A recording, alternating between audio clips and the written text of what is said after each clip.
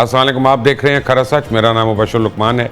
कल हमने यौम तशक्कुर भी मना लिया, लेकिन असल बात यह है कि ये जंग जारी है। ये जंग तो तब तक जारी रहेगी जब तक हिंदुस्तान के टुकड़े टुकड़े नहीं हो जाते, जब तक हिंदुस्तान के अंदर से कई और पाकिस्तान बनकर नहीं निकल आते। ये जंग जारी है जब तक मोदी जो है उसको गुजरात में किए हुए मुसलमानों के कत्ल का हिसाब नहीं देना पड़ता, जब तक उसको उन सजाओं के तहत फांसी नहीं मिलती है, तब तक ये जंग जारी है। लेकिन ये जंग दो और वजह से भी जारी रहेगी। अब वक्त आ गया कि हम अपने दरमियान काली भेड़ों को बेनकाब करें और उनको सामने लेकर आएं कि जिन्होंने इस जंग में, जिसमें पाकिस्तान की ज़िंदगी और मौत का सवाल था, जिसमें अल्लाह ताला ने हमारी लाज रखी, जिसमें अल्लाह ताला ने हमारी ज़िंदगियाँ बचाई, जिसने अल्लाह ताला ने हमारे बहन भाई सबको सलामत रखा, उसमें कौन कौन हमारे दुश्मन के हाथों में खेलता रहा और वो पाकिस्तान के ख़िलाफ़ रहा। और ये कोई आम बात नहीं है कि अतीका उर्दू उठ के कह दे कि फ़नकार को अलग रखो, फ़नकार को अलग रखो, तो दफ़ा हो जाओ यहाँ से, निकल जाओ इस मुल्क से। तुम फिर कहीं और जाके रहो जहाँ तुम्हें लगता है कि तुम्हारी इज्जत हो। बाहर जाके तुम्हें बर्तन धोने पड़ते हैं, बाहर जाके तुम लोग अपना ऊबर चलाते हो, पाकिस्तान में आके तुम लोग अपना शैम्पेन से पीते हो और यहीं पे आके स्टेक वगैरह खाते हो। फिर कहते हो फनकार को अलग रखें, क्रिकेटर को अलग रखें, फनकार को अलग रखें, सेलिब्रिटी को अलग रखें। तो फिर मर जाओ जाके कहीं और। अगर इस मुल्क के लिए नहीं हो तो फिर हमारे लिए नहीं हो, हमारे लिए मर गए तुम लोग। ठीक है, मैं बड़ा क्लियर हूं इन बातों पर। किसी को शक हो तो हो, मुझे इसमें कोई शक नहीं है। 3-4 लोग जो है हिंदुस्तान में पिछले कुछ दिनों में बड़े मशहूर हुए, जिनमें सबसे ज़्यादा तो जनरल आसिम मुनीर थे। सबसे ज़्यादा प्रोग्राम उनके ऊपर हुए, जनरल आसिम मुनीर के ऊपर, उनके खिलाफ हुए। और भौंका, मैं भौंकने का लफ्ज़ इस्तेमाल कर रहा हूँ पाकिस्तान के टेलीविज़न पे। मुझे पता है पैमरा इस पर नोटिस देगा, लेकिन मुझे कोई परवाह नहीं उस नोटिस की। गौरव आर्या जो अपने आप को साबिक मेजर कहता है, उसे जब जनरल आसिम मुनीर के ऊपर कुछ अल्फाज गए तो अदाकारा रेशम जो थी यहाँ पे भड़क उठी। अदाकारा रेशम जो है, उन्होंने कहा कि तुम हमारे सिपह सलार के मुतालिक ऐसी बात कर रहे हो तो फिर तुम कौन हो। और उस पर अदाकारा रेशम ने क्या कहा, फिर गौरव आर्या ने जवाब दिया। आपको पहले मैं सुनाता हूँ रेशम ने क्या कहा। नई मनीफ के साथ एक पॉडकास्ट थी, RNN, हमारा एक नया ISP चैनल है, उसके ऊपर RNN के ऊपर ये पॉडकास्ट हुआ। तो उस पर अदाकारा रेशम ने क्या कहा, मेरे गौरव आर्या, तुम्हें पाकिस्तान से कोई नहीं मारेगा, तुम्हें जब भी मारेगा हिंदुस्तान के अंदर से ही मारेगा, क्योंकि तुम जैसे लोगों ने हिंदुस्तान को जलील कराया पूरी दुनिया में। तुमने ईरान से उनका ताल्लुक़ ख़राब कराया, तुमने तुर्किया से उनका ताल्लुक़ ख़राब कराया, तुम दीगर ममालिक से भी उनका ताल्लुक़ ख़राब करने पर तुले हुए। तुम्हारी वजह से इंडियन आर्मी को ऑफिशियल स्टेटमेंट देना पड़ी कि इसका हमारे से कोई लेना देना नहीं है, इसका हमारे से कोई ताल्लुक़ नहीं है। फिर एक नई मनीफ के पॉडकास्ट से मैं एक अज़राए मजाक एक बात कर रहा था लौंडियों के ऊपर, उसके ऊपर भी उन्होंने कर दिया। मैंने कहा उलमाए कराम से पूछूंगा, उलमाए पूछूंगा, उसके ऊपर बड़ा उठे भाईजान। मैंने क्या कहा वो भी ज़रा सुन लें। लेकिन इसके ऊपर बोले क्या, वो कहाँ से कहाँ ले गए इस बात को।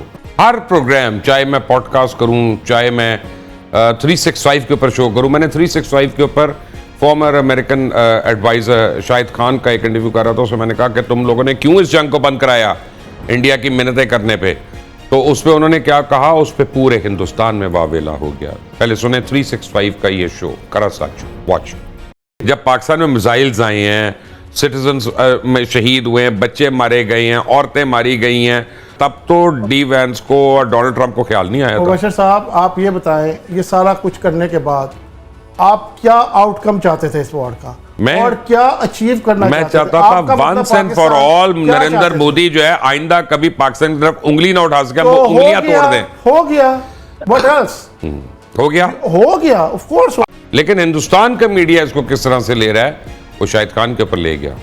आपने देखा कि शाहिद खान के मुतालिक हिंदुस्तान का मीडिया क्या कह रहा है, ये है उनकी सोच। और पूरी दुनिया को पता है कि हिंदुस्तान का मीडिया मुसलसल झूठ बोलता रहा। वो लाहौर पे पहले कब्जा हुआ, फिर कराची खुदा न खासा तबाह बर्बाद हुआ, फिर वो गुजर खान पहुंच गए, फिर वो इस्लामाबाद में भी घुस गए हैं, फिर उन्होंने न्यूक्लियर स्टॉक पाइल भी तबाह कर दी।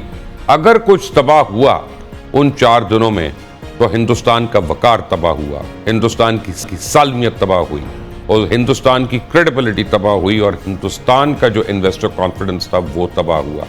और आपको मैं एक बात बताऊं कि अगर ये जंग जारी रहती, क्यों वो पड़े वहां पे, क्योंकि उनको पता चल गया था कि आम आदमी को शायद ना पता हो, आज मैं आपको बता रहा हूं कि पाकिस्तान ने पहले दिन, यानी जिसको हमने पहला दिन यह है कि 10 मई को जब हमने अटैक किया था, 2 ऑपरेशंस प्लान किए हुए थे। एक फजर के बाद किया, जो सारों को पता चल गया, सारों ने देखा।